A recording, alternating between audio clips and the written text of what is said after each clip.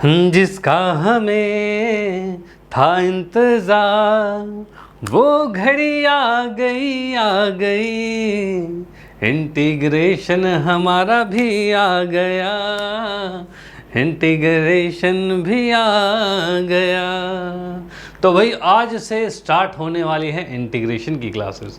भाई इंटीग्रेशन की बात की जाए तो ये आपके क्लास 12th का बहुत ही ज़्यादा इम्पॉर्टेंट है। जैसा कि आपने सुना भी होगा जैसे ही आपकी एंट्री हुई होगी क्लास 12th में कि भाई आपका एक इंटीग्रेशन चैप्टर है जो कि बहुत मुश्किल है, ऐसा लोगों ने कहा होगा आपको। ठीक है, बहुत इंपॉर्टेंट है ये तो है, पर इम्पॉर्टेंट तो है, लेकिन याद रखना मुश्किल नहीं कहेंगे भाई, बहुत ही ज़्यादा मज़ेदार है। ठीक है, मज़ेदार क्यों है और कैसा है, क्योंकि इसी में तो मज़ा आता है सबसे ज़्यादा। बस कहते हैं ना, साथ में जुड़े रहिए। इसमें हम देखेंगे भाई बहुत ही बेहतरीन वाले कॉन्सेप्ट, एकदम बेसिक से एडवांस लेवल तक हर चीज़ जो इंटीग्रेशन से रिलेटेड है वो चीज़ हम क्लियर करवाएंगे। ठीक है, जिससे आपको इसमें बिल्कुल मज़ा आने लग जाएगा। भाई मज़े ही मज़े आने लग जाएंगे, तो भाई साथ में बस बने रहना। और मैं आपको बता दूं कि ये चैप्टर वाकई में बहुत ज़्यादा इंपॉर्टेंट है, क्योंकि भाई जैसा कि साइंस वालों की बात की जाए तो साइंस वालों ने इसके थोड़े बहुत यूजेस किए भी होंगे, बहुत से यूज़ किए होंगे जो कि आपके फिजिक्स के अंदर यूजेस हैं।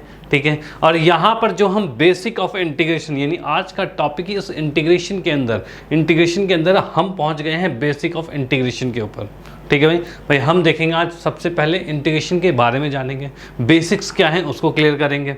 ओके, तो भाई यहाँ पर हम इंटीग्रेशन चैप्टर को आज से स्टार्ट करने हैं। बिल्कुल ध्यान से साथ में बने रहना, क्योंकि ये आपके पूरे कैलकुलस का सबसे इम्पॉर्टेंट पार्ट है। और उसके बाद इसी के साथ और भी चैप्टर साथ में कनेक्टेड हैं। कनेक्टेड की बात की जाए तो ये 7 चैप्टर आपका इंटीग्रेशन तो है, साथ ही साथ 8 चैप्टर एप्लीकेशन ऑफ इंटीग्रेशन और 9 चैप्टर डिफरेंशियल इक्वेशन। इन दोनों चैप्टर में यानी कि आपका 7, 8, 9 ये तीनों चैप्टर जो हैं वो इंटीग्रेशन के साथ ही कनेक्टेड हैं। यानी कि आपको बिल्कुल ध्यान से ये सारी चीज़ें सीखनी होगी और हम सिखाएंगे, कोई दिक्कत वाली बात नहीं।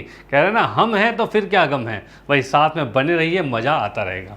ओके, तो आज हम देखने वाले हैं क्लास 12th का 7 चैप्टर इंटीग्रेशन, और उस भी इंटीग्रेशन के अंदर हम देख रहे हैं इंडेफिनेट इंटीग्रेशन। सर ये इंडेफिनेट इंटीग्रेशन क्या होता है भाई? क्वेश्चन, इंडेफिनेट क्या होता है और भी कुछ होता है क्या? तो भाई हाँ, इंडेफिनेट और डेफिनेट होते हैं, तो वो चीज़ों के बारे में तो यहाँ पर हम देखेंगे आज किसके बारे में, तो इंडेफिनेट इंटीग्रेशन के बारे में। उसमें भी बेसिक ऑफ इंटीग्रेशंस करने वाले हैं, यानी आज का आपका पार्ट फर्स्ट लेक्चर है इंटीग्रेशन का। और साथ में जुड़े रहिए, आगे के लेक्चर्स भी जरूर देखना भाई, सारे कॉन्सेप्ट बिल्कुल बेसिक से एडवांस तक क्लियर होंगे। तो करें सेशन को स्टार्ट, तो भाई बिल्कुल करते हैं। तो यहाँ पर सबसे पहले हम जानेंगे इंटीग्रेशन के बारे में। तो भाई इंटीग्रेशन के बारे में देखा जाए तो भाई इंटीग्रेशन कुछ ऐसा है। इंटीग्रेशन की बात करें तो भाई सबसे पहले हम देखेंगे इसमें एक फंक्शन होता है जिसको हम इंटीग्रेट करते हैं। जैसे कि हम डेरिवेटिव को करते थे, भाई डेरिवेटिव को क्या करते थे, डिफरेंशिएट करते थे। ठीक है, लेकिन किसी के रिस्पेक्ट में करते थे। जैसे कि मैं बताऊं कि डेरिवेटिव की बात करूं तो हमने देखा है भाई d y by d x करा जाता था, यानी इस y को हम डिफरेंशिएट करते थे विद रिस्पेक्ट टू x, ऐसे कुछ होता था। y मतलब कोई फंक्शन, यानी इसी y को हम लिख सकते हैं क्या, तो इसी y को हम लिख सकते थे derivative of f x with respect to x, ऐसा होता था। सेम चीज़ यहाँ पर है। क्या है सेम चीज़ भाई? तो यहाँ पर हम देख रहे हैं फंक्शन का इंटीग्रेट हो रहा है, यानी इसका ये क्या है, इंटीग्रल है जिसका इंटीग्रेट होगा। और किसके रिस्पेक्ट में, तो यहाँ dx लिखा हुआ है, ये x वेरिएबल है, इसके रिस्पेक्ट में आपका इंटीग्रेशन हो रहा है। और ये इंटीग्रेशन होता क्या है, तो इंटीग्रेशन की बात मैं करूँ तो जो आपने डिफरेंशिएशन पढ़ा था, डेरिवेटिव्स पढ़े थे, जस्ट उसका उल्टा। भाई क्या भाई, डेरिवेटिव का उल्टा की बात की जाए, यानी कि आप किसी का डेरिवेटिव करके कोई आंसर निकालते थे, उसी का इंटीग्रेट करोगे तो वापस सेम आंसर आ जाएगा। भाई वापस सेम आंसर आ जाएगा। जैसे कि भाई साइन का डेरिवेटिव था cos x, तो cos का इंटीग्रेशन वापस sin x हो जाएगा। तो भाई इतनी बात है, जस्ट डेरिवेटिव का उल्टा जो होता है वो इंटीग्रेशन होता है। डन। तो यहाँ पर जैसे कि मैं देख पा रहा हूँ इस पूरे को कि भाई आपका जनरल फॉर्म कुछ ऐसा है। ठीक है, जिसमें कि हम एफ एक्स का इंटीग्रेशन कर रहे हैं विद रिस्पेक्ट टू एक्स, यानी एफ एक्स डी एक्स लिखा जाता है। और इंटीग्रेशन का जो साइन होता है वो क्या होता है, तो भाई ये कुछ साइन है इंटीग्रेशन का। ठीक है, ये आपको साइन दिख रहा है, ये इंटीग्रेशन का है। इंटीग्रेशन का मतलब क्या होता है, तो मैं आपको बता दूं इंटीग्रेशन का मतलब क्या होता है। तो ये एक तरह का सम है, सम की बात कर रहे हैं। ठीक है, सम की बात कैसे कर रहे हैं, तो जैसे कि मैं आपको बताऊं कि भाई हम जब बचपन में थे तो हम प्लस पढ़ते थे, प्लस ऐड, भाई यही था। भाई जैसे कि मैं बात बताऊं कि बचपन की बात करें तो हम वहाँ पर प्लस साइन पढ़ते थे, ठीक है, प्लस मतलब दो चीज़ों को जोड़ना होता था। उसके बाद थोड़े से बड़े हुए, बड़े होकर 10th क्लास में आ गया और हमने पढ़ा स्टैट्स के अंदर हम जब पूरी सीरीज़ को जोड़ रहे थे तो उस कंडीशन में हम समेशन पर आ गए थे कि भाई हम ये समेशन का यूज़ करते थे, ठीक है। समेशन का मतलब क्या, भाई किसी एक सीरीज में i इक्वल टू 1 से लेकर n तक, यानी कि पूरी सीरीज को एक बार में एडअप कर देता था, ठीक है, यानी कि लीनियर में एडअप कर देता था। वैसे ही अब आया है साइन, इसी को थोड़ा सा एडवांस किया गया है और अब साइन आ गया इंटीग्रेशन में भी हमारे पास fx आ गया है, ठीक है। कोई भी फंक्शन है उसका इंटीग्रेट किया जा रहा है, यानी अब इसी समेशन को ये बना दिया गया है, समेशन यानी कि s फॉर सम। भाई ऐसे कुछ होता है, इसी सम को थोड़ा खींच देंगे तो कुछ ऐसा बन जाएगा, तो मान लो इसी एस से उठाकर ये समेशन वाले के से हमारा इंटीग्रेशन का साइन बना हुआ है, ठीक है। तो यहाँ पर मैं देख पा रहा हूँ कि भाई पहले प्लस हुआ करता था, फिर समेशन हुआ, फिर इसके बाद हम इंटीग्रेशन के साइन के ऊपर आ गए। इसमें क्या जोड़ते हैं, इसमें कैसे जोड़ते हैं, तो जोड़ने की बात ये है, तो भाई इसके अंदर जैसे कि कोई भी ग्राफ आपके पास है, मान लो कि इसके अंदर मैंने ये देखा फंक्शन, ये फंक्शन है, उसका ग्राफ कुछ बनेगा ऐसे, ठीक है। अब इसमें कहा जाए कि भाई किसी एक पॉइंट से 2 पॉइंट तक जाए, यानी कि मैंने कहा यहाँ से यहाँ तक का एरिया फाइंड करो, भाई ये एरिया फाइंड करो, ठीक है। तो इस कंडीशन में इसकी एक लिमिट दे देंगे कि भाई ए से लेकर बी तक गया, ये ए से लेकर बी तक गया, और ए से बी तक के बीच का जितना भी एरिया था, यानी इस एरिया को एक एक करके पूरे एरिया को ऐडअप करते गए, टोटल एरिया काउंट कर लिया हमने यहाँ पे। जो टोटल एरिया हमने यहाँ पर काउंट कर लिया वो आपका इंटीग्रेशन के थ्रू बन रहा है, ठीक है। अब इसके अंदर क्या चीज़ होता है, अगर मैं यहाँ पर एक लिमिट बना दूं कि भाई ए से बी तक जाना है, क्या भाई ए से बी तक जाना है, अगर ए से बी तक लिमिट के अकॉर्डिंग चला जाए तब ये हो जाएगा डेफिनेट इंटीग्रेशन, यानी एक फिक्स एरिया को आप कैलकुलेट कर रहे हो, एक फिक्स एरिया को कैलकुलेट कर रहे हो, ठीक है। और अगर आपको लिमिट ना दे रखी हो, सिर्फ सीधे कहा जाए फंक्शन का इंटीग्रेशन करो, ठीक है, तो उस कंडीशन में आपका एक डेफिनेट नहीं है, इनडेफिनेट हो जाएगा। भाई कहाँ तक प्लस करना है हमें नहीं पता, ठीक है, इनडेफिनेट हो जाएगा वो। तो भाई क्या चीज़ है, तो भाई इनडेफिनेट में लिमिट्स नहीं होते और डेफिनेट में लिमिट्स होते हैं, याद रखना। डन। तो फिलहाल आज के इस टॉपिक में हम इनडेफिनेट की बात करें, क्योंकि डेफिनेट को सीखने के लिए यानी लिमिट वाले को सीखने के लिए उससे पहले हमें इनडेफिनेट सीखना ज़रूरी है, ठीक है। इनडेफिनेट यानी बिना लिमिट के क्वेश्चन करना ज़रूरी है, ठीक है। तो हम यहाँ पर देख पा रहे हैं फंक्शन जो हमारे पास, जिसे हम इंटीग्रेट कर रहे हैं विद रिस्पेक्ट टू एक्स कर रहे हैं, और ये क्या है, तो सिंबल ऑफ इंटीग्रेशन है। डन। इसके इक्वल टू में जैसा कि मैं देख पा रहा हूँ एफ का इंटीग्रेशन करके भाई ये एफ हमारे पास आ चुका है, ठीक है। भाई इसको इंटीग्रेट किया हमने, ये आंसर आया है, ठीक है। तो ये क्या है, तो ये आपका इसका एंटी डेरिवेटिव है। क्या है भाई, एंटी डेरिवेटिव है, याद रखना। यानी कि मैं जैसे कि बात करूं कि भाई मैंने यहां पर लिखा कि भाई इंटीग्रेशन ऑफ, मैंने लिखा साइन एक्स, भाई साइन एक्स को एक्स के रिस्पेक्ट में इंटीग्रेट कर रहे हैं, तो ये आपका हो जाएगा माइनस कॉस एक्स, ठीक है। और जबकि हमने पढ़ा हुआ है कॉस एक्स का डेरिवेटिव क्या होता है, तो ये पढ़ा हुआ है माइनस साइन एक्स। भाई कॉस एक्स का डेरिवेटिव जो होता है वो माइनस साइन एक्स, ये पढ़े हुए हमने। तो वही चीज़ आप देख पा रहे हो, अगर मैं इसी माइनस को यहाँ से हटाऊँ और मैं इधर लगा लूँ तो इसमें कोई दिक्कत नहीं है, ठीक है, कोई दिक्कत नहीं है। तो मैं यहाँ पर देख पा रहा हूँ कॉस का, माइनस कॉस का डेरिवेटिव अगर साइन है तो साइन का इंटीग्रेशन वापस माइनस कॉस होगा। देखो आ रहा है भाई, ये आ रहा है कि नहीं आ रहा भाई, देख सकते हो आप, भाई आप देख सकते हो कि ये बिल्कुल आ गया। भाई हमने आज तक इससे पहले वाले लेक्चर्स में जो डेरिवेटिव्स को हमने पढ़ा था, देखो एक चीज़ मैं दोबारा बता दूं, अगर आपने डेरिवेटिव्स नहीं पढ़े हैं तो भाई इसको ज़रूर पढ़ लेना, भाई ज़रूर पढ़ लेना। बिना डेरिवेटिव के आप इंटीग्रेशन नहीं कर पाओगे, ठीक है। डेरिवेटिव बहुत ही इंपॉर्टेंट है भाई, बहुत ही इंपॉर्टेंट है, क्योंकि हर एक क्वेश्चन में डेरिवेटिव के साथ इंटीग्रेट होता रहेगा, यानी डेरिवेटिव आपको आना चाहिए, ठीक है। तो जैसे कि मैं यहाँ पर देख पा रहा हूँ कॉस का डेरिवेटिव, माइनस कॉस का डेरिवेटिव साइन था, तो साइन का इंटीग्रेशन अपने आप माइनस कॉस होगा, यानी एक का ही दूसरा उल्टा होता है। यानी इसी अकॉर्डिंग हमें इन्हें यहाँ पर लिखा हुआ है कि ये जो एफ एक्स है वो इसका एंटी डेरिवेटिव है, यानी इसका डेरिवेटिव किया गया है, ठीक है, यानी उल्टा है। यानी इसी की बात करें, इसका अगर मैं डेरिवेटिव करता हूँ तो ये अपने आप आ जाएगा, डन, कोई दिक्कत नहीं। और साथ में ये सी आता है, सी एक कांस्टेंट नंबर आता है। अब ये सी कांस्टेंट नंबर कैसे आता है भाई, क्या की चीज़ है भाई, सी क्या है, क्यों आ रहा है कांस्टेंट नंबर? तो मैं आपको बता दूं, इंडेफिनेट इंटीग्रेशन के अंदर, इंडेफिनेट यानी कि जिसमें आपके लिमिट्स नहीं होती, उसके अंदर ये सी हर एक क्वेश्चन के साथ आएगा ही। सी एक कांस्टेंट नंबर है, थोड़ा सा कांस्टेंट नंबर एडअप रहता है। अब बोलोगे सर क्यों रहता है, रीज़न होना चाहिए। चलो भाई रीज़न देख लेते हैं। रीज़न की हम बात करते हैं तो भाई मैं यहाँ पर आपको बता दूँ, जैसे कि हमने पढ़ा हुआ है कि भाई साइन एक्स का डेरिवेटिव जो होता है वो कॉस एक्स होता है, ठीक है। साइन एक्स का डेरिवेटिव कॉस हो सकता है, यानी इसका मतलब कहा जाए कि कॉस एक्स का इंटीग्रेशन जो है वो साइन एक्स होगा। भाई यही होगा ना भाई, साइन एक्स का डेरिवेटिव कॉस एक्स होता है, ठीक है, तो कॉस एक्स का इंटीग्रेशन साइन एक्स होगा। डन, कोई दिक्कत नहीं है, एक दूसरे का उल्टा हो रहा है। सी कहाँ से आया फिर, तो सी देखिए क्या है। अगर मैं कहूँ इसी के अंदर साइन एक्स प्लस में 5 लिख दिया मैंने, भाई साइन एक्स प्लस में 5, और इसका मैं डेरिवेटिव करता हूँ यहाँ पे, भाई इसका डेरिवेटिव अगर मैं करता हूँ तो अब मुझे बताओ कितना आएगा। तो साइन एक्स प्लस 5 का मैं डेरिवेटिव करूँगा तो कॉस एक्स आएगा, भाई कॉस एक्स आएगा, ठीक है। लेकिन वही मैं यहाँ पर अगर मैं कॉस एक्स का डेरिवेटिव करता हूँ, यानी इसी का इंटीग्रेशन करता हूँ, तो क्या वापस आएगा, क्या वापस साइन एक्स प्लस में 5 आ रहा है? तो नहीं आ पा रहा भाई, नहीं आ पा रहा, ठीक है। यानी कि वो 5 कहाँ से आएगा? तो हमें ऐसा कुछ नहीं पता कि उसके साथ कांस्टेंट नंबर क्या था, जो कि डेरिवेटिव के टाइम 0 हो गया था, ठीक है, डेरिवेटिव के टाइम 0 हो गया था। यानी ऐसी चीज़ें जो कुछ होती है जो मिस हो जाती हैं, मिस चीज़ें हैं, ठीक है, जो कि इंटीग्रेशन में हमें शो नहीं हो पा रहा है, तो इसलिए हम एक कांस्टेंट नंबर ले लेते हैं यहाँ पर, यानी ये कांस्टेंट नंबर ले लेते हैं, ये कांस्टेंट साथ में रहेगा, तो वही चीज़ यहाँ पर कांस्टेंट साथ में हो जाएगा। इस कंडीशन में यहाँ पर सी 0 था, इस कंडीशन में यहाँ सी 5 है। ऐसे ही मुझे नहीं पता, क्योंकि आपको ऐसा नहीं कि हर एक क्वेश्चन में कहा जाए कि पहले डेरिवेटिव करो फिर उसका इंटीग्रेशन करना, उल्टा करो, ऐसा नहीं, सीधे क्वेश्चन होगा इंटीग्रेट करो।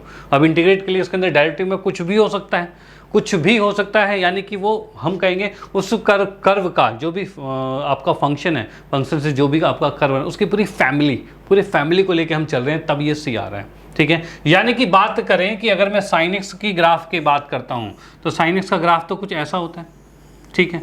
लेकिन वही अगर मैं कहूँ साइन प्लस में 5 है, ठीक है, 5 का मतलब क्या है, तो 1 2 3 4 5 कर दिया मैंने। 5 के बाद मतलब यहाँ पर ये चल रहा है साइन का ग्राफ, ठीक है भाई, यहाँ पर साइन का ग्राफ 0 के अकॉर्डिंग चल रहा था, ये 5 कर दिया तो 5 के अकॉर्डिंग चल रहा है, ठीक है। तो क्या ये इंटीग्रेट हम एक ही सेंटर के यहीं पे करेंगे? वो तो कहीं भी हो सकता है, ठीक है। तो यहाँ पर मैं देख पा रहा हूँ साइन को कहीं भी ऊपर नीचे कर लो आपका इंटीग्रेशन आ जाएगा, बस आपको सी एक्स्ट्रा लिखना पड़ेगा। क्या भाई, सी, यानी सी ये डिनोट कर रहा है कि आप ग्राफ को जहाँ मर्जी रख लो उसके अकॉर्डिंग उसका सी हो जाएगा, ठीक है, उसके अकॉर्डिंग उसका सी होगा। यानी ये सी पूरे फैमिली को ही साथ में लेके चल जाता है। इसलिए आपको जस्ट इतना ध्यान रखना है, बस इतना सा ध्यान रखना है कि कभी भी आप इंडेफिनेट इंटीग्रेशन कर रहे हो, यानी बिना लिमिट के इंटीग्रेशन कर रहे हो, तो आपको सी लिखना एकदम अनिवार्य है, कंपल्सरी, ठीक है, एकदम कंपल्सरी है।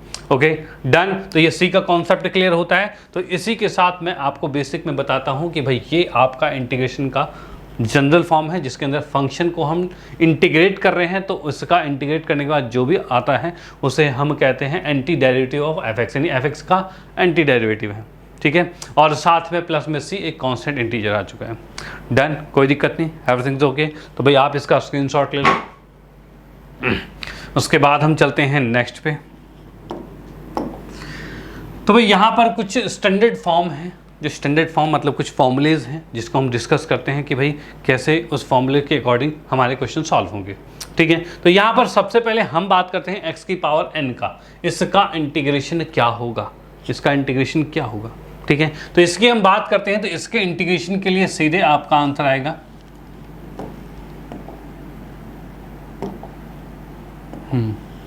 इसके लिए आपका आंसर आएगा x की पावर n प्लस 1 अपॉन में x की n प्लस 1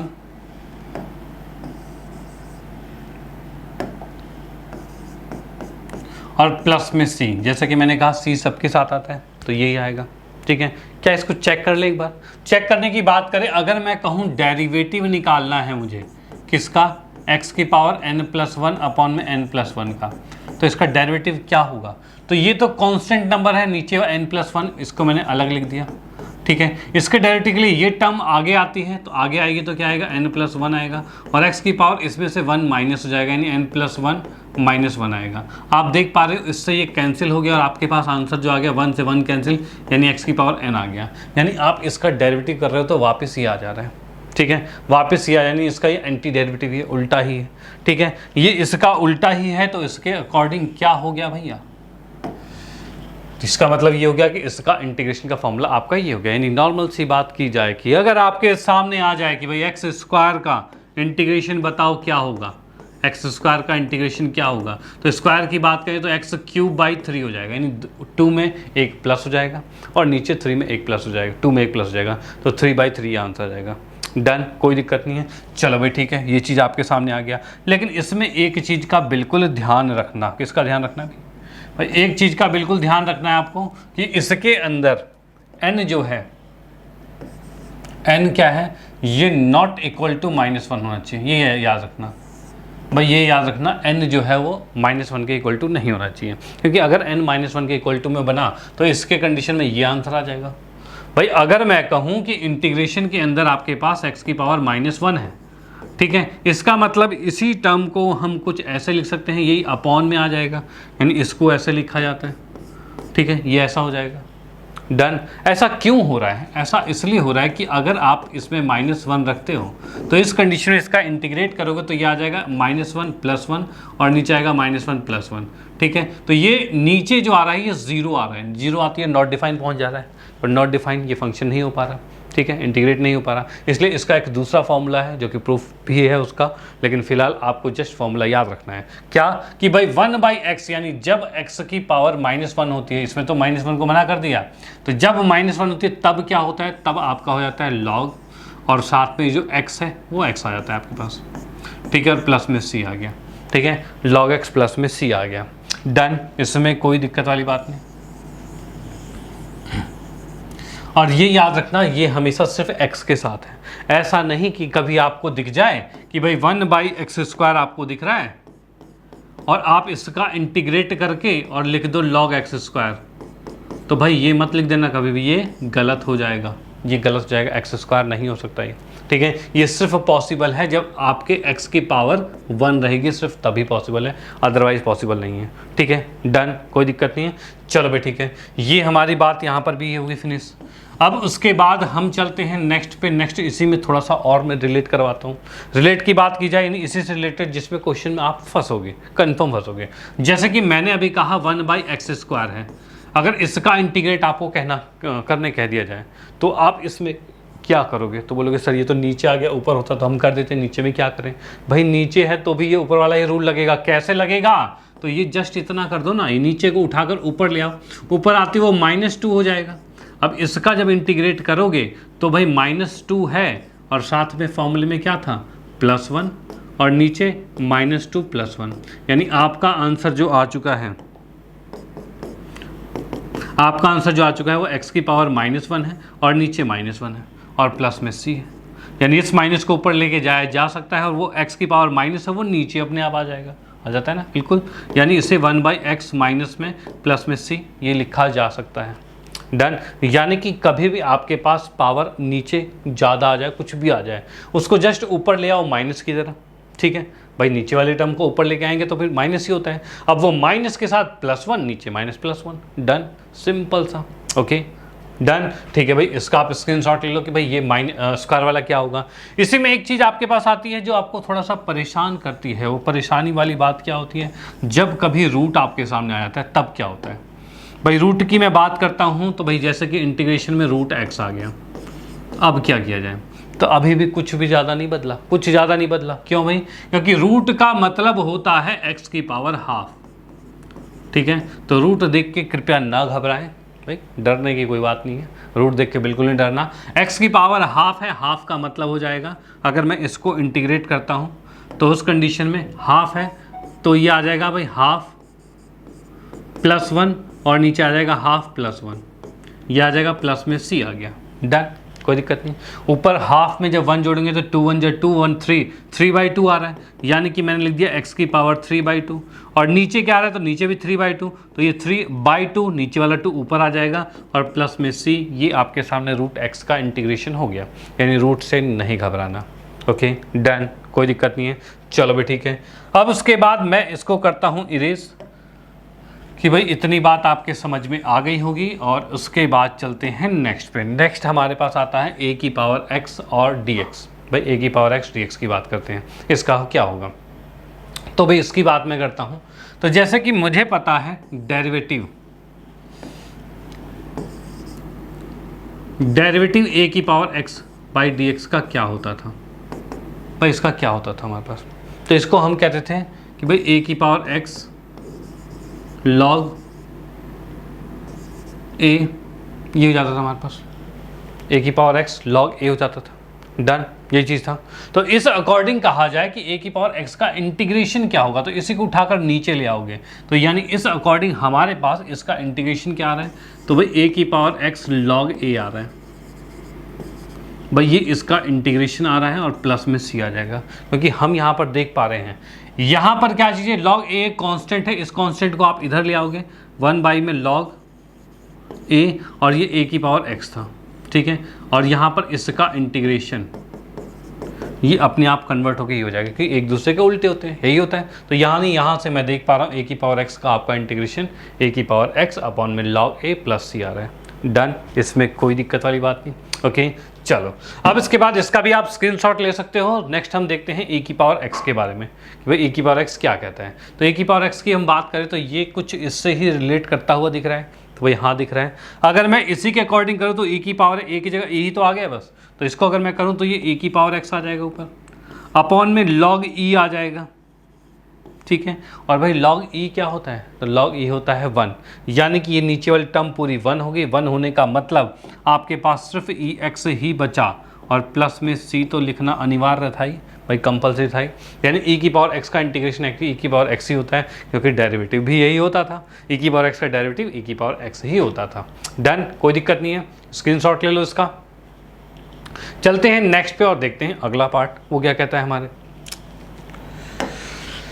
हाँ जी, तो नेक्स्ट हमारे पास है भाई क्या, इंटीग्रेशन के। भाई इंटीग्रेशन वो भी किसके, ट्रिग्नोमेट्रिक है। भाई ट्रिग्नोमेट्रिक फंक्शन जो है उसके इंटीग्रेशन की हम बात कर रहे हैं। तो ट्रिग्नोमेट्रिक के कुछ इंटीग्रेशंस हैं, उनके फॉर्मूलेज आपको याद होने चाहिए। जैसे कि मैं बताऊं, साइन का इंटीग्रेशन होता है आपका माइनस में cos x प्लस सी, और cos की बात करें तो ये sin x प्लस सी। जैसे कि हमने इसके डेरिवेटिव में भी पढ़ा हुआ है, cos का माइनस साइन होता है तो साइन का माइनस कॉस होगा, और भाई साइन का कॉस होता है डेरिवेटिव, साइन का डेरिवेटिव कॉस होता है तो कॉस का इंटीग्रेशन साइन होगा।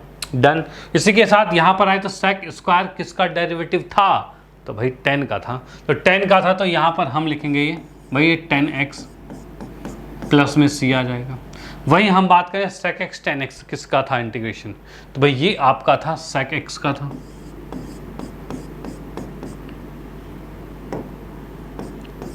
ये चीज़ आ जाएगा हमारे पास।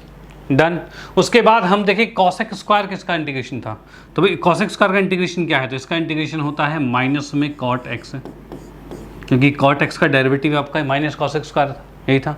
इसकी बात हम करते हैं तो यहाँ पर ये क्या आ जाएगा, तो ये आ जाएगा भाई माइनस कॉसेक एक्स और प्लस में सी, और यहाँ भी प्लस में सी। भैया सी नहीं छोड़ना, सी नहीं छोड़ना, बहुत ही इंपॉर्टेंट है सी। ओके, तो भाई ये हमारे पास कुछ ट्रिग्नोमेट्रिक फंक्शन के इंटीग्रेशन हैं जो आपको पता होना चाहिए। चलते हैं नेक्स्ट पे। नेक्स्ट हमारे पास ये आता है जो कि है आपका इन्वर्स ट्रिग्नोमेट्रिक के फंक्शंस, ठीक है। अब इन्वर्स ट्रिग्नोमेट्रिक के अकॉर्डिंग कहा जाए तो भाई यहाँ पर जैसा कि मैं ये देख पा रहा हूँ 1/1 माइनस एक्स स्क्वायर, ठीक है। इसका इंटीग्रेशन क्या है, तो इसके इंटीग्रेशन की बात करें तो ये डेरिवेटिव किसका था, तो ये डेरिवेटिव था आपका साइन इन्वर्स एक्स का, और प्लस में सी तो लिखेंगे। वहीं हम बात देखते हैं कि अगर वो माइनस में लिखा हुआ आ जाए, भाई अगर माइनस में लिखा आ जाए तो माइनस में है तो ये आपका हो जाता है कॉस इन्वर्स, ठीक है।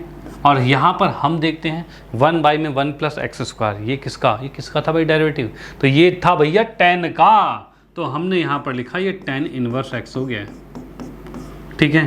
भाई देखो हमें कुछ एक्स्ट्रा नहीं याद करना हो रहा, भाई कुछ भी एक्स्ट्रा चीज़ तो नहीं होगी। फॉर्मूले के नाम पे कहा जाए बस कन्वर्स है, उल्टा है।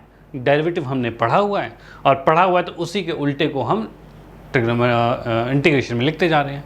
बट एक चीज़ है यहाँ पे कि यहाँ पर आप कन्फ्यूज़ मत हो जाना, क्योंकि कन्फ्यूज़न वाली बात थोड़ी सी हो जाती है यहाँ पे कि आपने याद क्या हुआ है भाई, साइन एक्स का, साइन इनवर्स एक्स का डेरिवेटिव जो होता है वो 1 माइनस में 1 अपॉन में अंडर रूट में 1 माइनस एक्स स्क्वायर है, ठीक है। इसका डेरिवेटिव ये है, कहीं आप ये ना समझ लेना कि इसका इंटीग्रेशन ये है, ठीक है। उल्टा फुल्टा याद मत कर लेना, इसको थोड़ा ध्यान रखना है भाई, इस चीज़ को ध्यान रखना है, उल्टा फुल्टा याद नहीं करना। हाँ, एक चीज़ आसान ये है कि भाई उसी से इसके सारे फॉर्मूले बने हुए हैं, सेम उसी से इसके सारे फॉर्मूले बने हुए हैं। अब सारे फॉर्मूले बने हैं तो उसी का उल्टा करो, ठीक है। लेकिन कंफ्यूज ये मत होना कि उल्टे फॉर्मूले याद कर लेना, कहीं इंटीग्रेशन के डेरिवेटिव में लगा दो, डेरिवेटिव इंटीग्रेशन में लगा दो, ऐसी गलती मत करना, ओके। तो ये गलतियाँ सुधारने के लिए आपके पास भाई क्या तरीका है, तरीका है प्रैक्टिस। जितनी ज़्यादा प्रैक्टिस करोगे उतने ही इन गलतियों से दूर जा पाओगे, ठीक है।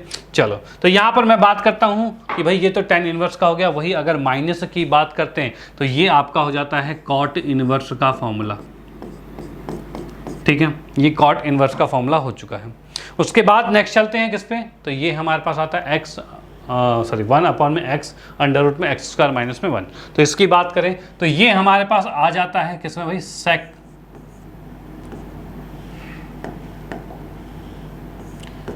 इनवर्स x प्लस में c। भाई ये चीज़ आ गया हमारे पास, ठीक है। वही इसकी बात करें तो ये आ रहा है हमारे पास कॉसेक इनवर्स x प्लस में c। भाई ये चीज़ हमारे पास आ रहा है, डन।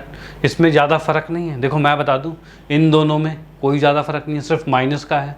यानी इसी क्वेश्चन में अगर मैं लिखता ऐसे माइनस में 1 अपॉन में x अंडर रूट में एक्स स्क्वायर माइनस 1 dx करता, तो भाई इसी का तो आपके सामने आ जाता माइनस में सेक इनवर्स x प्लस में c आता, भाई यही आता। तो क्या ये माइनस सेक इनवर्स x और कॉसेक इनवर्स x सेम होता है, तो भाई हाँ सेम होता है, ये दोनों चीज़ें सेम हैं, ठीक है। इसको आप वैल्यूज़ रख के देखोगे इसमें तो दोनों चीज़ें सेम मिलेगी आपको।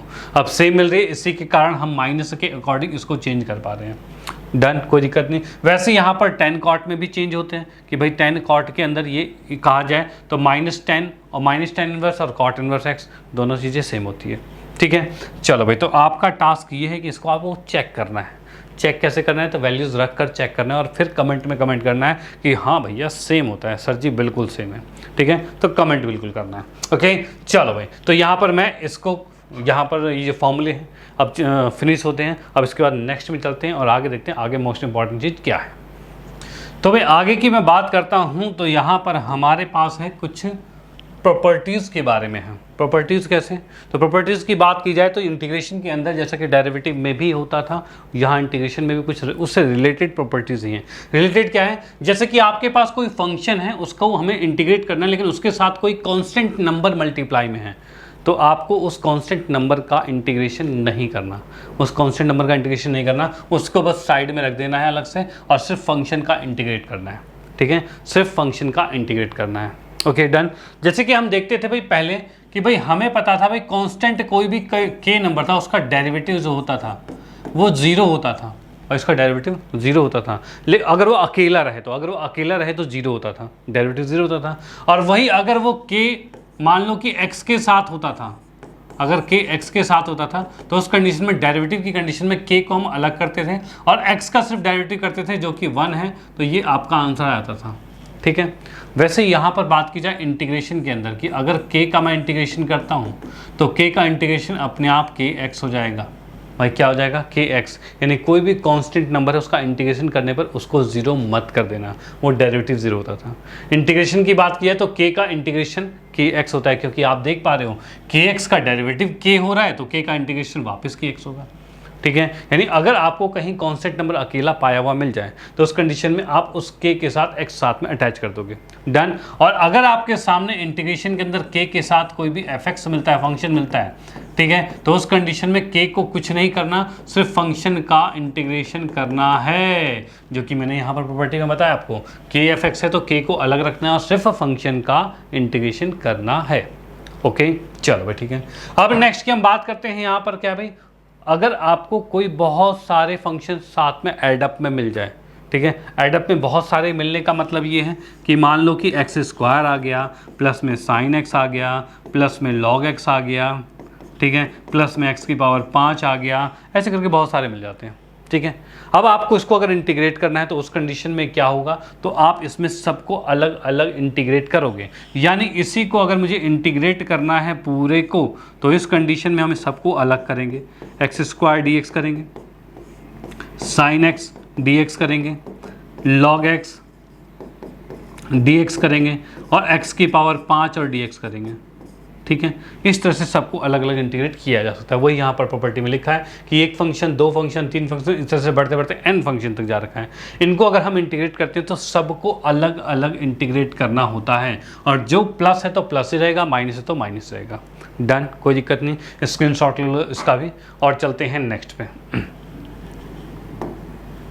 हाँ जी, तो नेक्स्ट की हम बात करते हैं फाइंड द फॉलोइंग इंटीग्रल्स, यानी अब कुछ क्वेश्चंस लेते हुए चलते हैं, कुछ एग्जांपल्स क्वेश्चंस लेते हुए चलते हैं, जिससे कि आपका ये जो बेसिक वाली चीज़ें जो पढ़ी हैं वो आपके फिनिश हो जाएं, ठीक है। इसके बाद और भी कहते हैं इंटीग्रेशन के अंदर बहुत से प्रॉपर्टीज़ हैं जिनको हम लाइन बाय लाइन डिस्कस करते जाएंगे, बहुत से रूल्स हैं जो कि पढ़ते जाएंगे, वो अकॉर्डिंग टू आपके, जैसे कि एनसीईआरटी में भी है, ठीक है। 7.1 में अलग है, 7.2 में सब्स्टिट्यूशन किया गया है, उस तरह से आगे की चीज़ें और भी हैं, तो वो सारी चीज़ें हम बैक टू बैक पढ़ते जाएंगे, बस आप साथ में बने रहना, ठीक है। आज हम इसके बेसिक पे जो भी हमने देखा था अभी तक पढ़ा है, उसके आधार पर जो क्वेश्चन आपके बनेंगे बेहतरीन वाले, इंपॉर्टेंट वाले, ठीक है, जो आपके एग्जाम में भी पूछे जा सकते हैं, और जहां आप कंफ्यूज होते हो, ठीक है, वो क्लियर करने वाले हैं, ठीक है। तो यहां पर जैसे कि हमारे सामने एक क्वेश्चन ये दिख रहा है, ठीक है, ये क्वेश्चन दिख रहा है कि कॉस है और ax प्लस बी है।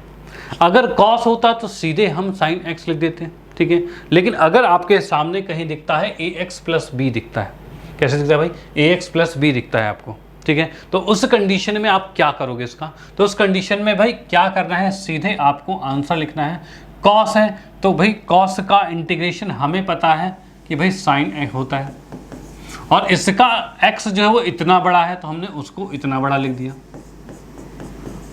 ठीक है भाई, इतना बड़ा लिख दिया। और उसके बाद क्या करना है, जैसे कि डेरिवेटिव में होता था क्या भाई, अंदर वाले का दोबारा डेरिवेटिव होता था, लेकिन इंटीग्रेशन में अंदर वाले का दोबारा इंटीग्रेशन नहीं होता। इसमें आपको याद रखना है बस जो भी एक्स के साथ है वो नीचे अपॉन में आ जाएगा, और प्लस में सी। अब बोलोगे सर कैसे, हाउ, ये ना, कोई बात नहीं, करके दिखाते हैं। थोड़ा सा इसमें सब्स्टिट्यूशन वाला थोड़ा मेथड लगता है। सब्स्टिट्यूशन की बात की जाए तो जैसे कि मेरे पास इंटीग्रेशन है साइन ए एक्स प्लस में बी है, ठीक है, तो यहाँ पर क्या करते हैं, ए एक्स प्लस बी को अगर मैं कुछ और पुट कर लेता हूँ, माना मैंने टी पुट कर दिया, ठीक है, तो इस कंडीशन में इसका डेरिवेटिव अगर करता हूँ तो ये आ रहा है ए, और x का डेरिवेटिव dx हो जाएगा, b का डेरिवेटिव 0 है, और t का डेरिवेटिव dt हो जाएगा। यानी हम देख पा रहे हैं कि dx की वैल्यू कितनी आ रही है, तो भाई dt बाई ए आ रही है, भाई dt बाई ए आ रही है। चलो भाई ठीक है, अब वापस इसमें आते हैं तो साइन तो ठीक है, ax प्लस बी को हमने t माना हुआ था तो इसको t लिखा, और dx की जगह आया हुआ है dt, और बाई में a है, यानी इस पूरे का अपॉन में है, जिसको हम बाहर भी लिख सकते हैं, कांस्टेंट है भैया, बाहर भी लिख सकते हैं। अब साइन टी का डेरिवेटिव क्या होता है, तो माइनस कॉस टी होता है, ठीक है, और ये चीज़ अपॉन में आ गई ए और प्लस में सी, और हम यहाँ पर देख पा रहे हैं माइनस कॉस टी को हमने माना था क्या, ए एक्स प्लस बी प्लस सी, अपॉन में ये ए था। तो भाई इतना लंबा प्रोसेस आपको करने की ज़रूरत नहीं है, आपको जस्ट मैंने बता दिया है कि कैसे ये होने वाला है, ठीक है, कैसे इसको टी पुट करके निकाला जाता है। तो आपको अब एक चीज़ बिल्कुल ध्यान रखनी है, क्या, कि अगर किसी एक फंक्शन के अंदर दूसरा अलजेब्रिक फंक्शन है और जिसमें सिर्फ एक्स के साथ, बस किसके साथ बता रहा हूँ, सिर्फ एक्स वाले के साथ की बात कर रहा हूँ, ठीक है, और किसी के साथ नहीं, बस एक्स वाले के साथ की बात चल रही है, तो भाई एक्स के साथ ऐसा कुछ ए टर्म्स आ जाए, 5 आ जाए, 10 आ जाए, तो उसको सीधे उठाकर नीचे ले आना, ठीक है, आपका आंसर आ जाएगा। वही चीज़ मैंने यहाँ पर किया हुआ है कि कॉस का प्लस साइन होता है, और यहाँ पर ए एक्स था तो x के साथ वाला नंबर जो नीचे ले आया, डन, कोई दिक्कत नहीं, ठीक है भाई। नेक्स्ट हम बात करते हैं इसके इंटीग्रेशन की। तो हमें पता है e की पावर x का इंटीग्रेशन जो होता है भाई, e की पावर x का इंटीग्रेशन जो होता है वो e की पावर x ही होता है, ठीक है, तो इसका भी इंटीग्रेशन सेम टू सेम रहेगा, ax प्लस बी रहेगा,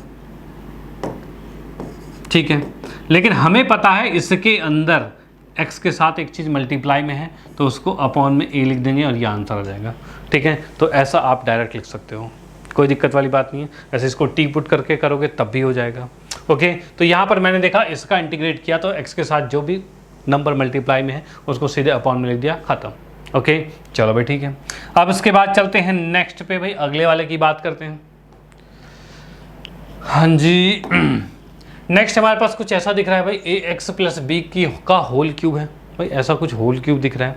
अब होल क्यूब की बात की जाए तो हमें पता है कि भाई इंटीग्रेशन अगर मैं करना चाहूँ किसका भाई, एक्स क्यूब का, तो भाई इसका इंटीग्रेशन होगा, ये 3 है क्यूब है तो 3 + 1 आएगा और नीचे 3 + 1 आएगा प्लस सी आएगा, यानी आंसर आ रहा है x की 4/4 प्लस सी आ रहा है। ठीक है, ये चीज़ हो रहा है। तो वही चीज़ सेम टू सेम यहाँ पर होगी, यानी हम लिखेंगे भाई क्या, ax प्लस में b और इसकी पावर 4 और y में 4। देखो ये सिर्फ तब होगा जब अंदर यहाँ पर सिर्फ x है, ना कि x² या x3। अगर x² x3 होता है तब ऐसा नहीं हो पाएगा। ठीक है, फिर आपको इसको पूरा एक्सपेंड करना पड़ेगा, खोलना पड़ेगा। ठीक है, अगर सिर्फ x है तब यही चलेगा। x² अगर कुछ होता है तो आप इसको पूरा एक्सपेंड करोगे, यानी a + b का होल क्यूब का फॉर्मूला लगा के सबको अलग अलग इंटीग्रेट करोगे। ओके, तो फिलहाल मैंने देखा कि इसको इंटीग्रेट किया तो इससे पावर 4 आ गया, अपॉन में 4 आ गया। अब उसके बाद अंदर मैं देख पा रहा हूँ x के साथ मल्टीप्लाई में a है, तो यानी यहाँ पर भी नीचे a आ जाएगा और प्लस c आ जाएगा। ठीक है भाई, इसमें कोई दिक्कत वाली बात नहीं। ओके, चलो भाई ठीक है। नेक्स्ट हम बात करते हैं dx अपॉन में 5x + 7, ऐसा कुछ दिख जाए। अब इसके लिए क्या है, जिसके लिए हमने पढ़ा हुआ है 1/x के बारे में। भाई इसका इंटीग्रेशन क्या था, तो भैया log x था। ठीक है, यानी नीचे जो भी x होता था वो log x आता है, यानी कि सिंगल पावर वाले की बात चल रही है। अभी जितने भी आप चल रहे हो सब सिंगल पावर वाले की बात चल रही है। तो यहाँ पर देख रहे हैं x की पावर 1 है, तो इसका मतलब मैं इसको डायरेक्ट लिख सकता हूँ log, और ये क्या 5x + 7 प्लस सी। लेकिन हमने देखा x के साथ मल्टीप्लाई में 5 है तो ये नीचे 5 आ जाएगा। ठीक है, ये इसका आंसर आ जाएगा, बिल्कुल easy, no problem. Okay done, चलो भाई ठीक है, चलते हैं नेक्स्ट पे। हाँ जी, तो क्वेश्चन कुछ ऐसा है भाई, ये बढ़िया वाला थोड़ा क्वेश्चन है, किस तरीके से होने वाला है उसको भी देखते हैं। तो यहाँ पर जैसा कि मैं देख पा रहा हूँ ऊपर भी x वाली टर्म है, नीचे भी x वाली टर्म है। कैसे क्या किया जाए भाई, कैसे क्या किया जाए, एक और चीज़ सुन लो। जैसे कि हमारे पास डेरिवेटिव्स में डिवाइड रूल होता था। ठीक है भाई, डिवाइड रूल होता था कि पहले का derivative second derivative, second minus second का डेरिवेटिव, फर्स्ट डेरिवेटिव अपॉन में नीचे वाले का स्क्वायर, ऐसा कुछ था डेरिवेटिव में डिवाइड रूल। ऐसा हमारे पास इंटीग्रेशन में नहीं है। ठीक है, हमारे पास कोई हथियार नहीं है इंटीग्रेशन में डिवाइड रूल का। अब नहीं है तो क्या किया जाए, तो इसी को हमें ऐसे सॉल्व करना है कि ये नॉर्मल एक टर्म में आ जाए, मतलब डिवाइड रूल में डिवाइड में ना रहे। ठीक है, अब वो कैसे होगा, तो कैसे की मैं बात करता हूँ, तो क्या इसमें मैं थोड़ा सा ऐसे लिख सकता हूँ, x - 2 है तो ऊपर लिखा जा सकता है ऐसा, x - 2 - 3। भाई बता दो क्या ऐसा लिखा जा सकता है, तो भाई हाँ बिल्कुल लिखा जा सकता है। भाई -5 था, उसको -2 और -3 लिख दिया, कर सकते हैं। इसी को क्या हम और आगे ऐसा लिख सकते हैं, x - 2 अपॉन में x - 2, फिर माइनस में 3 अपॉन में x - 2। यानी कि हुआ ये कि इनके अपॉन में ये लिख दिया और 3 के अपॉन में ये लिख दिया, ऐसा हमने कर दिया है। ठीक है, ये कर दिया गया है, इसमें कोई दिक्कत वाली बात नहीं। ठीक है, कुछ कट्टा हुआ दिख रहा है, तो भैया हाँ कट्टा हुआ दिख रहा है कि हमने देखा इससे ये पूरा कैंसिल हो गया, यानी ये 1 बचा। अब मैं देख पा रहा हूँ कि हमारे पास है 1 का इंटीग्रेशन। ठीक है, 1 को अलग से इंटीग्रेट, मतलब 1 का इंटीग्रेशन, माइनस में 3 अपॉन में x - 2 का इंटीग्रेशन। भाई यही चीज़ है भाई, अलग अलग सेपरेट किया जाता है। अब 1 का इंटीग्रेशन क्या होता है, तो भाई 1 का तो x होता है। अगर x के रिस्पेक्ट में कर रहे हैं तो 1 का इंटीग्रेशन x हो जाएगा। और वही हम बात करते हैं 3 इसका, तो ये नीचे पूरा वेरिएबल सिंगल पावर वाला है, यानी कि मैं सीधे लिख दूंगा -3 log, और ये चीज़ सीधे log में आ जाएगा x - 2। और यहाँ पर मैंने देखा x के साथ कुछ भी मल्टीपल में नहीं है, मतलब 1 है, तो 1 नीचे लिखोगे तो कोई फ़र्क नहीं पड़ता, तो नीचे कुछ लिखने की ज़रूरत है नहीं, सीधे ये आ जाएगा किसमें, log में आ जाएगा, और फिर प्लस में c आ गया। ठीक है, तो यानी हमने यहाँ पर देखा इसका जो इंटीग्रेशन है वो ये आ चुका है, आ गया, डन, कोई दिक्कत नहीं है। चलो भाई इसका भी स्क्रीनशॉट ले लो। फिर चलते हैं नेक्स्ट पे, क्वेश्चन नंबर 6। ये भी आपका एक इंपॉर्टेंट क्वेश्चन। देखो यहाँ पर मैं आपको ऐसे ऐसे क्वेश्चंस बता रहा हूँ जहाँ पर आप फंसते हो।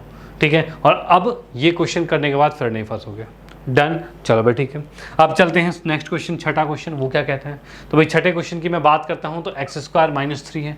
अब क्या किया जाए इसके साथ, अब ये कैसे क्या किया जाए, क्योंकि फिर से हमें पता है डिवाइड रूल हमें नहीं आता। अब डिवाइड रूल नहीं आता तो क्या करा जाए, तो करा ये जाए कि इसको कुछ ऐसे टर्म्स में कन्वर्ट करते हैं जिससे कुछ कटे, ये भाई कुछ ये यहाँ पर कट जाए। अब ये कैसे कटेगा, कैसे भाई, क्या चीज़ हो सकता है, तो भाई क्या मैं इसको ऐसा लिख सकता हूँ एक्स स्क्वायर प्लस 1 और माइनस में 1 माइनस 3 बाई में एक्स स्क्वायर प्लस 1। देखो मैंने क्यों किया ऐसा, क्योंकि मैं चाहता हूँ कोई चीज़ कट जाए यहाँ पे, तो मेरे को चाहिए था नीचे जो है वही ऊपर चाहिए था, ठीक है। अब नीचे एक्स स्क्वायर प्लस 1 था, ऊपर भी आ जाए एक्स स्क्वायर प्लस 1। अब मैंने अगर प्लस 1 किया है तो उसके अपोजिट माइनस 1 भी करना पड़ेगा, इस पर कुछ एक्स्ट्रा चीज़ ना जो ऐड अप हो जाए, ठीक है। जितना प्लस करते हैं उतना माइनस करना पड़ता है, तो वो चीज़ हमने कर दी यहाँ पे। अब ये करने के बाद हम यहाँ पर देख पा रहे हैं कि ये हमारे पास बन गया है एक्स स्क्वायर प्लस 1 और अपॉन में एक्स स्क्वायर प्लस 1। भाई यहाँ पर देखा हमने कि भाई एक्स स्क्वायर प्लस 1 और नीचे एक्स स्क्वायर प्लस 1 आ गया, डन।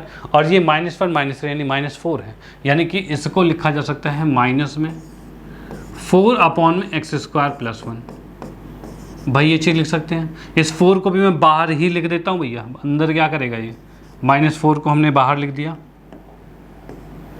और इसके अंदर हम देख रहे हैं, आप देख पा रहे हैं भाई -4 को यहाँ बाहर लिखा और ऊपर dx आ गया, इसमें कोई दिक्कत नहीं है, ठीक है। ये -4 था, वो -4 आ गया, अपॉन में ये इसके नीचे भी हो गया, ये इसके नीचे भी हो गया, कुछ कट रहा है क्या, तो भाई हाँ। अच्छा, इसके साथ dx भी लिखना ज़रूरी है, याद रखना जितने इंटीग्रेशन के साइन होंगे उतना ही उसके साथ dx भी होगा ज़रूर, ठीक है। अब यहाँ पर मैं देख पा रहा हूँ कि ये चीज़ इससे तो पूरी कट गई, 1 बचा, और यहाँ पर मैं देख पा रहा हूँ भाई ये बच गया 1 dx और माइनस में 4 dx by 1 plus x square, ठीक है भाई, ये आ गया, ठीक है। 1 का इंटीग्रेशन क्या होता है, तो भाई इसका इंटीग्रेशन x होता है, -4 ये 1 बाई 1 प्लस एक्स स्क्वायर का क्या था भैया, तो ये था tan इनवर्स x। तो भाई ये चीज़ आपको याद रखनी होगी कि भाई ये tan इनवर्स x का होता है, और प्लस में c तो लगाना ही है, ठीक है। तो यहाँ पर हमने देख लिया क्वेश्चन नंबर 6 भी फिनिश होता है। ऐसे क्वेश्चन जो आपको परेशान करेंगे, इससे कैसे बचा जाए वो आपको मिल चुका है तरीका। ओके, चलते हैं नेक्स्ट पे और देखते हैं अगला वाला बेहतरीन क्वेश्चन कैसा है। ओके, हाँ जी, तो भाई नेक्स्ट क्वेश्चन की हम बात करते हैं। तो यहाँ हमें दिख रहा है x की पावर 4 प्लस 1 दे दिया हुआ है, ठीक है, x की पावर 4 प्लस 1 दिया हुआ है।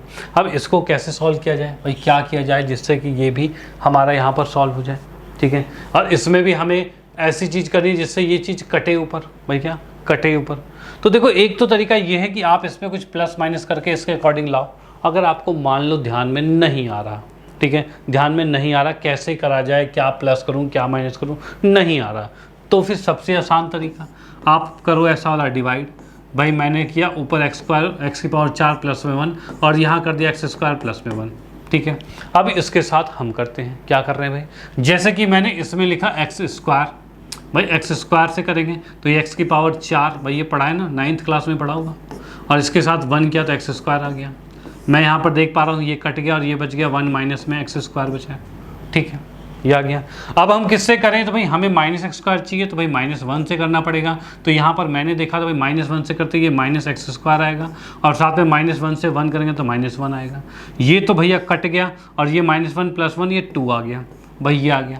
यानी कि इसी टर्म को हम लिख सकते हैं क्या भाई, इसको लिख सकते हैं रिमाइंडर जो है वो, सॉरी ये जो हमारे पास है एक्स स्क्वायर प्लस में 1 रहता है, ठीक है, और इसके साथ प्लस में रिमाइंडर यहाँ पर लिखते हैं, और ये जिससे हम डिवाइड करते हैं डिवाइजर जो है वो नीचे आ जाता है। भाई इस तरह से हम इसको चेंज कर सकते हैं, ठीक है। अगर आपको नहीं दिख रहा कि भाई प्लस माइनस क्या करूँ ना करूँ, तो ऐसे डिवाइड करो और फटाफट आंसर ले आओ, ठीक है। अब इसकी हम बात करते हैं यहाँ पर कि भाई ये तो आपका डिवाइड हो गया है, ये हमारे सामने आ चुका है, बिल्कुल भाई ये हमारे सामने आ चुका है। अब इसको इंटीग्रेट कैसे किया जाए, तो आप इंटीग्रेट करना बिल्कुल आसान हो गया। कैसे भैया, तो यहाँ पर देख पा रहे हैं एक्स स्क्वायर प्लस में 1 है, यानी एक्स स्क्वायर का इंटीग्रेशन 1 हो जाएगा, इसको अलग से करेंगे, ठीक है। फिर 1 को इंटीग्रेशन करेंगे, उसके बाद प्लस में भाई 2 और dx अपॉन में 1 प्लस एक्स स्क्वायर, इसको इंटीग्रेट करेंगे, ठीक है। एक्स स्क्वायर का इंटीग्रेशन क्या होता है, तो भैया एक्स क्यूब बाई 3 होता है, ठीक है। 1 का इंटीग्रेशन क्या होता है, तो भाई x होता है, और साथ में +2 1/1 प्लस एक्स स्क्वायर का क्या था, तो ये टेन इनवर्स था।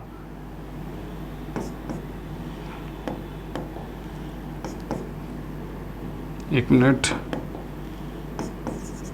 टेन इनवर्स एक्स प्लस में सी आ गया। ठीक है भाई, 2 तो साथ में मल्टीप्लाई में, 1/1 प्लस एक्स स्क्वायर, इसका इंटीग्रेशन क्या है, टेन इनवर्स, वो हमने वहाँ पर लिख दिया है। यानी कि हम देख पा रहे हैं इसका इंटीग्रेशन हमारे सामने ही आ चुका है। ठीक है, कभी भी आपको ऐसा दिखे कि भाई ऊपर की पावर ज़्यादा है नीचे की पावर कम है, देख पा रहे हैं, स्क्वायर है ऊपर ज़्यादा पावर है, तो आपको इसको डिवाइड करना पड़ेगा। डिवाइड कर दोगे तो बड़े आराम से हो जाएगा। और अगर आप फैक्टर कर पा रहे हो तो फैक्टर करके, और आपका कट रहा है तो काट दो, अगर कन्फ्यूज़न लग रही है तो डिवाइड करो, फिर तो होगा ही होगा। ओके डन, चलो भाई ठीक है। नेक्स्ट की हम बात करते हैं, यहाँ पर हमारे सामने आ गया अब cos square x. Cos square x इसका क्या होगा भैया, और इसका क्या होगा, तो इसके लिए मैं आपको बता दूँ क्या चीज़, दो फॉर्मूले थे भाई, बिल्कुल ध्यान से याद रखना बिल्कुल। 1 माइनस में cos 2x और 1 प्लस में cos 2x। ठीक है, ये होता है आपका 2 साइन स्क्वायर एक्स होता है, और ये आपका होता है 2 cos स्क्वायर एक्स होता है। ठीक है, इसके बारे में मैं बता दूं कि एकदम घोट लो इसको, इसके बिहाफ पर कई क्वेश्चन बन जाते हैं, बहुत सारे क्वेश्चन पे बनते हैं। ठीक है, बिल्कुल आपको ये याद होना चाहिए। बना है किससे, cos 2x के फॉर्मूले से बना हुआ है। ठीक है, कि 1 माइनस cos 2x होता है 2 साइन स्क्वायर एक्स, और 1 प्लस cos 2x होता है वो 2 cos स्क्वायर एक्स होता है। डन। अब मैं यहीं से इसको देखता हूँ, देखो एक चीज़, आप इसमें कभी ऐसा मत कर देना कि भाई इसका आंसर लिख दो कि भाई आपने किया cos क्यूब x बाई में 3 प्लस सी कर दिया, क्योंकि 3 2 तो पावर थी तो 3 करके 3 कर दिया। नो, ऐसा कभी मत करना, ये बिल्कुल गलत हो जाएगा, ये बिल्कुल गलत हो जाएगा। तो इसके लिए क्या किया जाए, तो इसके लिए हमें देखो, स्क्वायर का फॉर्मूला तो हमें पता नहीं cos स्क्वायर का, तो इसकी पावर को रिड्यूस करेंगे। पावर रिड्यूसिंग के लिए आपको ये फॉर्मूला लगाना पड़ेगा। यानी कि हम देख पा रहे हैं cos स्क्वायर एक्स का फॉर्मूला क्या होगा, तो ये 2 नीचे आएगा, तो यानी 1 प्लस cos 2x बाई 2 हो रहा है। यानी कि मैं यहाँ पर लिख पा रहा हूँ 1 प्लस cos 2x और बाई में 2 हो रहा है। ठीक है, ये आ गया। अब इसको अगर इंटीग्रेट करा जाए तो इसको अलग अलग कर देते हैं, यानी 1/2 dx हो जाएगा साथ में। अच्छा, cos 2x, हाँ ठीक है, कोई दिक्कत नहीं। अरे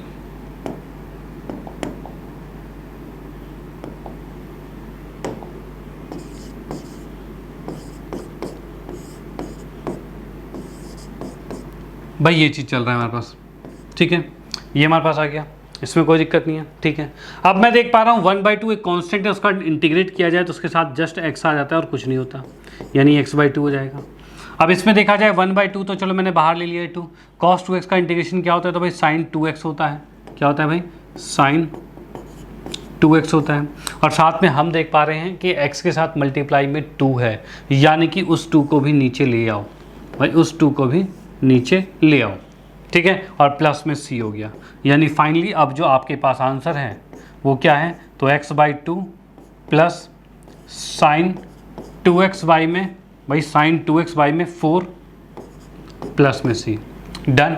ठीक है, तो भाई अब मैं दोबारा बता दूं कि ये फॉर्मूला बहुत इंपॉर्टेंट है, इसको बिल्कुल याद रखना है। ओके डन, तो स्क्रीनशॉट ले लो इसका भी। चलते हैं नेक्स्ट पे और देखते हैं आगे की बात। हाँ जी, तो नेक्स्ट हमारे पास क्या है, तो भाई cot स्क्वायर एक्स का हमें इंटीग्रेट करना है। cot स्क्वायर एक्स, भाई cot स्क्वायर एक्स का इंटीग्रेशन तो हमने देखा नहीं अभी तक। ठीक है, और ना इस स्क्वायर को मैं डील कर पा रहा हूँ, क्या हो रहा है भाई, तो इसको किसी ना किसी ऐसी टर्म में कन्वर्ट करते हैं जिसके स्क्वायर का हमें फॉर्मूला पता है। स्क्वायर का फॉर्मूला किसका पता है, तो स्क्वायर की हम बात करते हैं तो cot स्क्वायर का तो नहीं पता, लेकिन अगर मैं cot से रिलेट करता हूँ तो cosec स्क्वायर आता है, क्योंकि हमें पता है कि भाई 1 प्लस में cot स्क्वायर एक्स ये होता है cosec स्क्वायर एक्स होता है। तो भाई cot स्क्वायर का हमें इंटीग्रेशन नहीं पता, जैसा कि हमने फॉर्मूला देखा था अभी, तो हमें लेकिन cosec स्क्वायर का इंटीग्रेशन पता है। तो इसी cot स्क्वायर एक्स को मैं लिख सकता हूँ cosec स्क्वायर एक्स -1, भाई ये लिखा जा सकता है। तो इस कंडीशन से मैंने यहाँ पर लिखा क्या भाई, इसी cot स्क्वायर को लिख दिया है भाई cosec स्क्वायर एक्स -1, भाई ये चीज़ लिख दिया हमने। ठीक है, क्या लिख दिया भाई, इस cot को लिख दिया cosec स्क्वायर एक्स -1। अब इसी cosec स्क्वायर का अगर मैं इंटीग्रेट करता हूँ तो इसका इंटीग्रेशन क्या होता है, तो इसका इंटीग्रेशन होता है माइनस में cot x होता है, और भाई -1 का इंटीग्रेशन -x होता है और प्लस में c, और ये आंसर आ गया। यानी इसका आप डायरेक्ट नहीं कर पाओगे, इसको कन्वर्ट करना पड़ेगा, वो भी 10th वाला फॉर्मूला, कोई ज़्यादा फॉर्मूला नहीं। ठीक है, चलो भाई ठीक है। नेक्स्ट की हम बात करते हैं dx अपॉन में 1 प्लस साइन एक्स। ये थोड़ा सा क्वेश्चन परेशान करता है लोगों को कि भैया ये कैसे करें, क्या करें, इसको कैसे होगा इंटीग्रेट, ये ना ऊपर जा पा रहा है, कैसे करेंगे। तो इस कंडीशन में क्या करते हैं इसके अंदर, तो इसके अंदर भाई मैं कुछ कर सकता हूँ क्या, तो भाई मैंने क्या किया, इसी के अंदर कुछ रैशनलाइजेशन जैसा किया। क्या किया भाई नीचे 1 प्लस साइन एक्स था,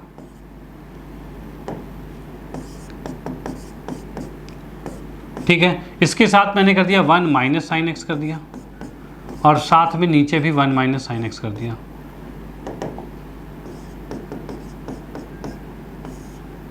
भाई ऐसा कुछ किया। ऐसा कुछ करते ही मैं क्या देख पा रहा हूँ इसके अंदर, तो देख पा रहा हूँ ये कि ऊपर तो 1 माइनस साइन एक्स आ गया, और नीचे मैं देख पा रहा हूँ कि 1 प्लस साइन और 1 माइनस साइन क्या होता है, तो ए प्लस बी ए माइनस बी यानी ए स्क्वायर माइनस बी स्क्वायर, यानी लिख दिया मैंने 1 माइनस में साइन स्क्वायर,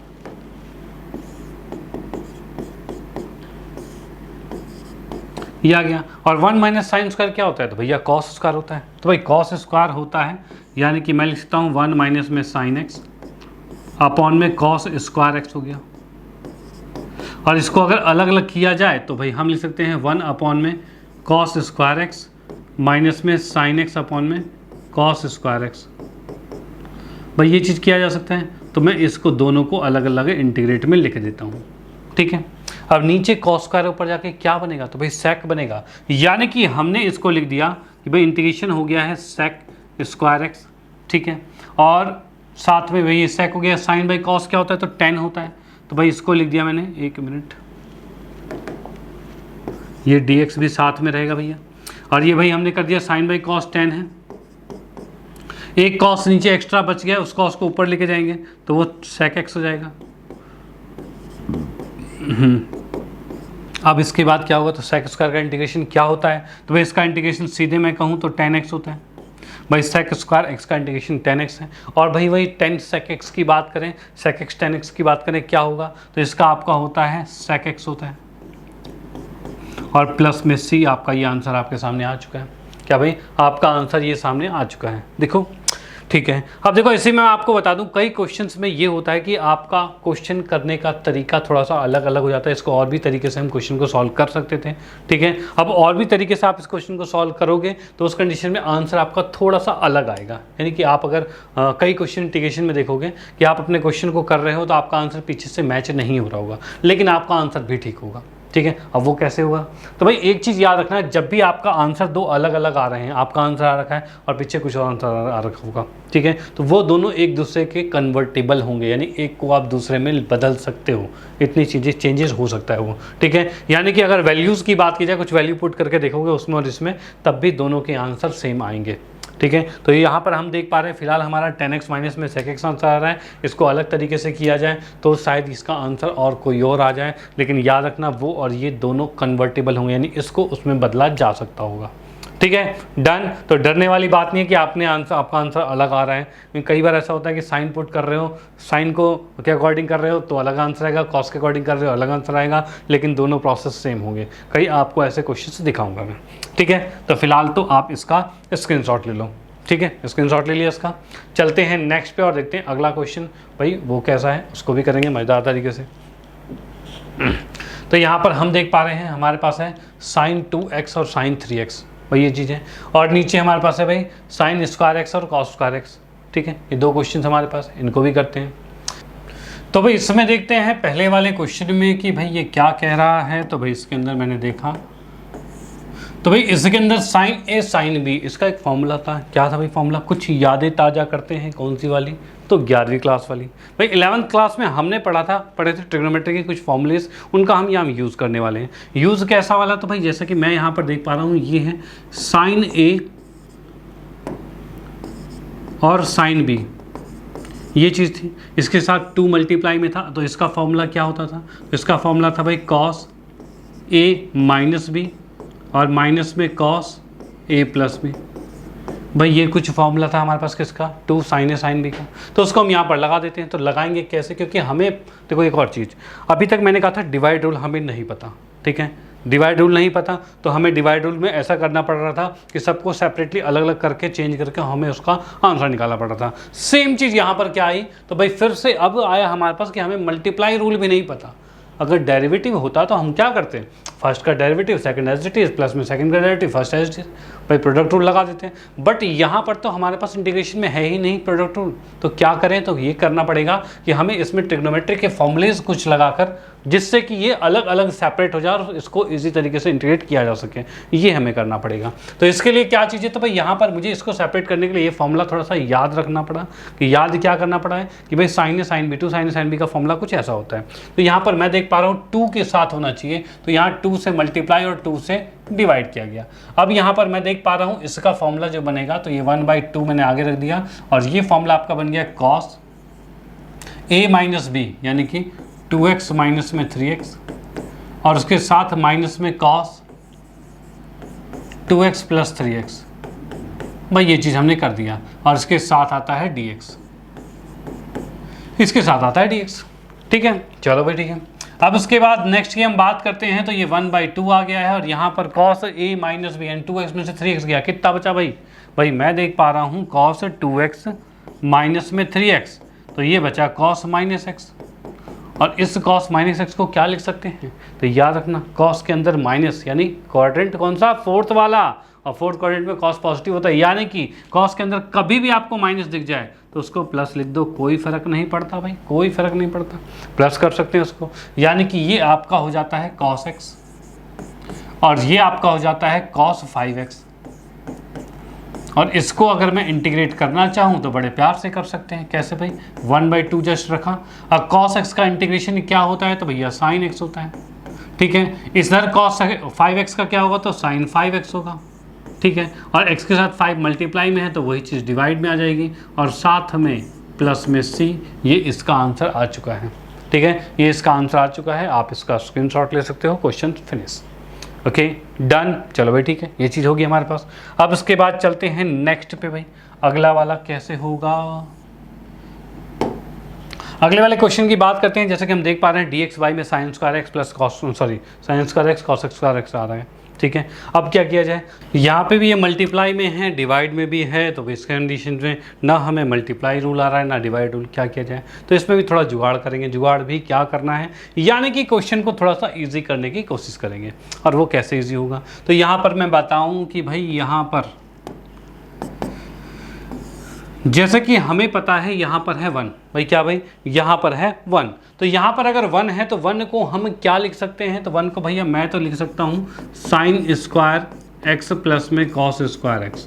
क्या ये लिखा जा सकता है, तो भाई हाँ, ये तो लिखा रहता है, बिल्कुल लिखा रह सकता है।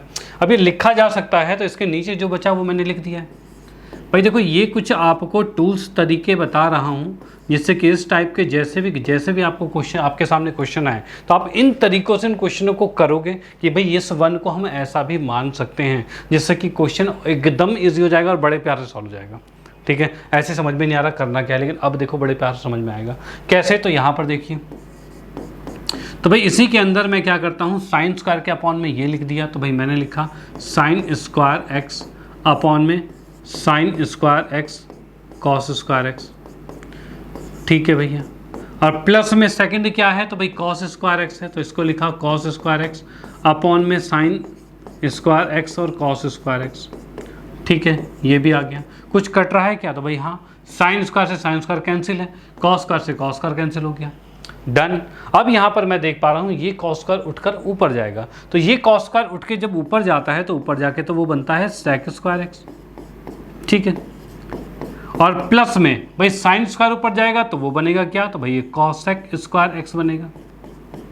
ठीक है, और इसका इंटीग्रेशन क्या हमें आता है, तो भैया हाँ, इसका तो आता है हमें, भाई इसका तो आता है। sec स्क्वायर का क्या था, तो भैया 10x था, तो भाई हमने इसको लिखा भाई ये होता है 10x।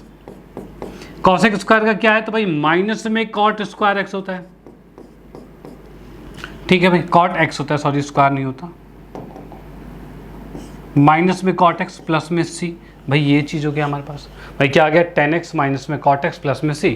ये हमारा क्वेश्चन बिल्कुल क्लियर होता है, यानी ये आंसर करेक्ट। डन, इसका भी स्क्रीनशॉट ले लो। भाई यहाँ पर ये जो क्वेश्चंस मैंने आपको बताए हैं इसमें मोस्टली आप फंस जाते हो कि भाई यहाँ पर इसमें क्या क्या है। बहुत सिंपल क्वेश्चन, लेकिन आपको नहीं पता कि भाई 1 की जगह साइंस कर कॉस कर भी रखा जा सकता है, ऐसे भी क्वेश्चन किए जा सकते हैं। तो यहाँ मैं आपको बता दूँ कि इन तरीक़ों से, भाई इन तरीक़ों से क्या है कि यहाँ के ये क्वेश्चन जो उनको बड़े आसानी तरीके से डील किया जा सकता है। डन, इसमें कोई दिक्कत नहीं है। चलो भाई ठीक है। और इसके बाद मैं आपको बता दूँ कि भाई अब आप NCERT के जो 7.1 जो है एक्सरसाइज वो बड़े प्यार से कर पाओगे। भाई बड़े प्यार से बड़े अच्छे तरीके से क्वेश्चन को कर पाओगे। डन, तो आपका होमवर्क सिर्फ यही है कि आप 7.1 को कंप्लीट कर लेना, ठीक है। 7.1 कंप्लीट कर लोगे और इसके बाद नेक्स्ट सेशन में हम आपके लिए लेके आएंगे आगे के और भी कॉन्सेप्ट क्योंकि इस ट्रिग्नोमेट्रिक यार मैं भाई इंटीग्रेशन में, इस इंटीग्रेशन के अंदर बहुत से कॉन्सेप्ट हैं, बहुत से फंक्शंस के करने के तरीके हैं, ठीक है। उन तरीकों को line by line step by step हम समझते जाएंगे जिससे आपको कोई भी दिक्कत ना हो, किसी तरह की कोई भी परेशानी ना हो, क्योंकि हम आपके साथ हैं हर एक परेशानी को दूर करने के लिए, ठीक है। तो आप इस सेशन को अपने फ्रेंड सर्कल में भी ज़रूर शेयर कर देना जिससे भाई उनको भी इसका फ़ायदा मिल पाए। भाई आपको इसका फ़ायदा मिल रहा है, उनको भी फ़ायदा मिले तो बहुत अच्छी बात होगी, ओके। क्योंकि यहाँ पर आपके लिए भाई इंटीग्रेशन की पूरी सीरीज़ अवेलेबल हो जाएगी, अवेलेबल कर रहे हैं बैक टू बैक आपके पास सामने क्लासेस आ ही रही है कि भाई आपकी तैयारी एकदम एक्सपर्ट लेवल की हो जाए, एकदम बेसिक से लेकर एडवांस लेवल तक बिल्कुल क्लियर हो जाए आपका, ठीक है। कि आपको कभी भी इंटीग्रेशन में कोई भी दिक्कत ना हो। तो इसके लिए बस आपको इतना करना है कि साथ में जुड़े रहना है और सारे क्वेश्चंस रेगुलर करने हैं, खुद से प्रैक्टिस भी करनी है, सिर्फ वीडियो ही नहीं देखना, वीडियो देखने के बाद आपको प्रैक्टिस भी करनी है, क्योंकि आप अपने हैंड से जब करोगे प्रैक्टिस तभी ये चीज़ें बहुत ज़्यादा उभर के आएगी सामने, ठीक है। डन, तो भाई आपको करना है प्रैक्टिस, साथ में बने रहना है, फ्रेंड सर्कल में शेयर कर दो और अगर मज़ा आया तो लाइक का बटन भी ज़रूर दबा देना, ओके। डन, तो मिलते हैं नेक्स्ट क्लास में नए टॉपिक के साथ और ओके बाय, थैंक यू।